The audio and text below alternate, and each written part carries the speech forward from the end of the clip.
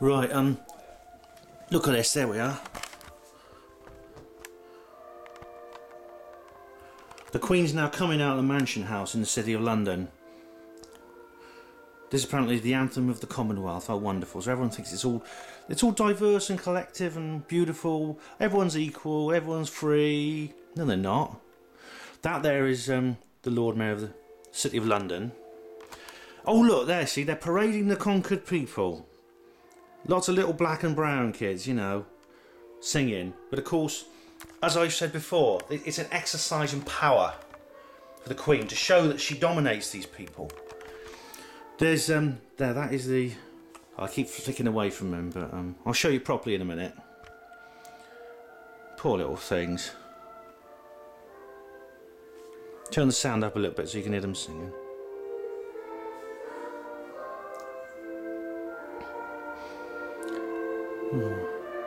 That's him, that's the Lord Mayor of the City of London, and there she is, madam.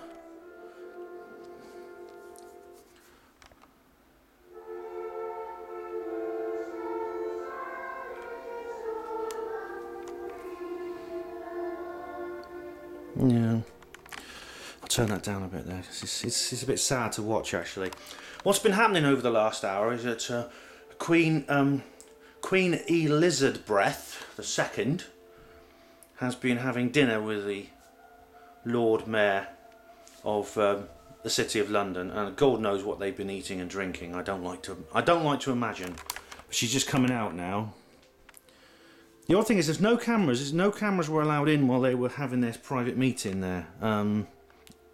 It's the only time today that cameras have not been on the Queen since she left Buckingham Palace.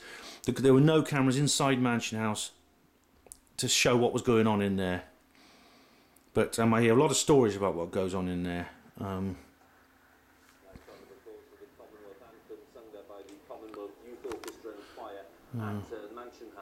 What's been happening over the last hour is they basically having lots of documentaries and little interviews.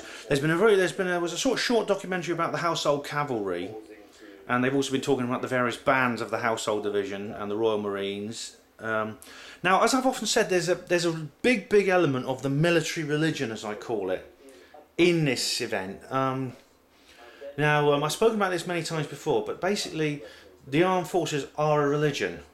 And I think it's described in the 14 Signs of Fascism. They say that soldiers and military service are glamorised and glorified, and it's portrayed, and they've been portrayed as something very prestigious to have. They strut around their nice uniforms and everything, and everyone thinks it's something very manly and very, very prestigious, and all the girls love them, and it's like, I suppose because the military is so important to regimes like this, to violent regimes, they need men in uniform with weapons to enforce their power. They have to make military service something very, very grand, something very, very high profile with a lot of status.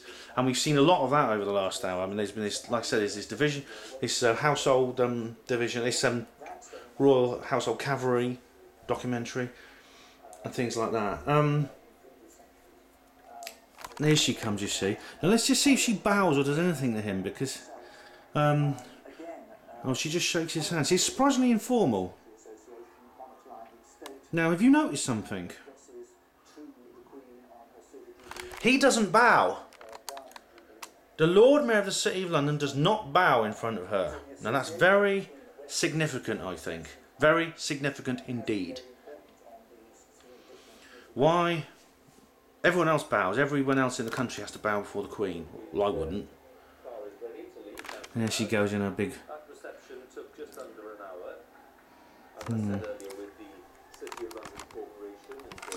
And she's just had a grand dinner. Look, she's in this special car. That Royal Standard is, they always fly that in any vehicle that she's in, whether it be an aircraft, ship, or anything. But the Lord Mayor of the City of London does not bow. He shakes hands with her very informally. As I said, she is not. She's not the top. She's not in the eye of the pyramid of the Illuminati. She's a little bit way down, not far down, but she's still not at the top. She's not in the eye in the pyramid. I mean, a lot of people have written about the Illuminati, the structure of the Illuminati. People like Fritz Springmeier, Dr. John Coleman wrote a book quite a long time ago, actually, 30 odd years ago, about the Illuminati and the structure of the Illuminati, the Committee of 300, the Council of 13. So it's obvious, that she is not the top. All she is someone who is in terms of people in overt positions of power, she is the most powerful by far of anyone else. I mean, Izzy Smart just did a video about the Jubilee. She does a brilliant rant about it, and obviously gets very hot under the collar about it. I do too. I think I just have a laugh and I get drunk, but I feel annoyed about it as well. She, her income, her true income is absolutely, it's incalculable how much money she has. We know she's the biggest landowner on earth, 6.5 million acres, far more than anyone else. That's just official. She rules 18. She's the queen of 18 countries. She is head of state of 54 countries, of the 200 odd in the world. As I say, she secretly rules other countries, including Ireland, the United States of America, Zimbabwe, India, Israel. She rules all these countries as well, secretly. And her income, I mean, even her official income, it's working out how much money she has is like it's higher mathematics. We're talking almost approaching infinity. But as far as her official budget goes, I mean, there's enough money there for £104 for every man, woman and child in Britain. In terms of her, basically, you could feed every poor person in the world. You could feed, clothe, house, give water and medical care to with the money she has. Just a fraction of her income. You could replant and repair the ground and the forests, and replant all the forests in every tree that's ever been cut down in the Amazon and these other places that have been deforested. You could do that with just a tiny fraction of her income, just a tiny fraction of her capital.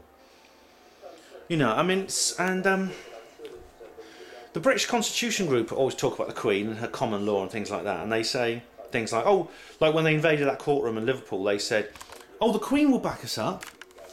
I think Roger Hayes said, the Queen, she's on our side, she'll back us up. No, she won't.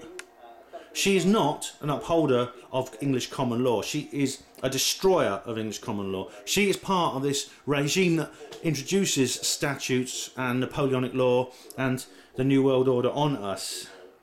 This is why she has failed in her duty, so-called, as the British I mean, I've got a lot of respect for the BritCon people. I go to the conferences, but they do not understand. They say, it's not for us to question why Her Majesty has failed in her duty. Yes, it is.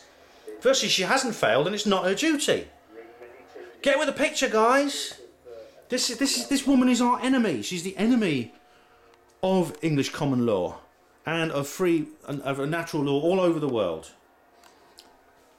I don't know where she's off to now. Some other party where people are going to kiss her ass and stuff like that. She's going past St Paul's again. There's no more news on Prince Philip. We'll see what happens with him. As I said, I will shed no tears if he passes away, and I'm not praying for his recovery. Thank you for watching. Hospital Porters, Pride and Dignity, Stop the New World Order.